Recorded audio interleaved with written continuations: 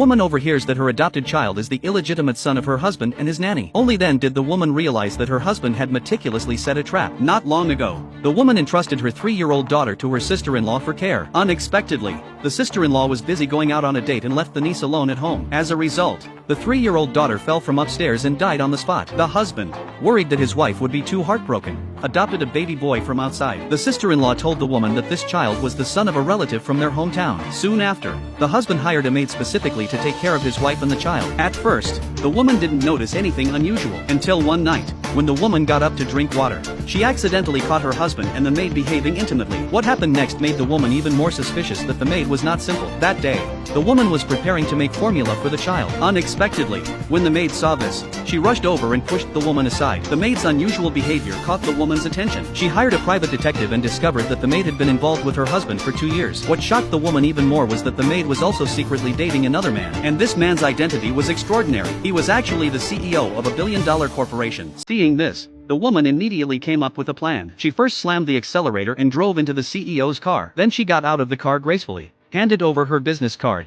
and asked the CEO to stay in touch with her. That day, the woman followed the scumbag and the maid to a restaurant. Seeing them act so intimately and disgustingly, the woman suppressed her anger and directly took out her phone to take pictures as evidence. Then she called the CEO and arranged a meeting to discuss the car accident compensation. Unexpectedly, she was still a step too late. By the time the CEO arrived at the restaurant, the scumbag had just left. However, the maid was still scared out of her wits. She hurriedly and guiltily explained to the CEO that the man who just left was her boss. They were only here to discuss work. The CEO looked puzzled. It was the first time he had heard of a maid needing to go to an upscale restaurant to discuss work with her employer. Fortunately, the maid was smart enough to quickly change the topic and urge the CEO to get back to his work. But little did she know, this scene was witnessed by the scumbag, who hadn't left yet and was still looking for his car keys. Back when their daughter had just passed away, the scumbag's sister immediately brought back a baby. She claimed the baby was from a distant relative's family, an orphan from birth. She intended for them to adopt the child, and she even hired a maid specifically to take care of the woman and the child. But within a few days, the woman accidentally caught her husband and the maid having an affair. Soon, she learned everything through surveillance. It turned out that the scumbag's family had been coveting her shares. To quickly kick the woman out,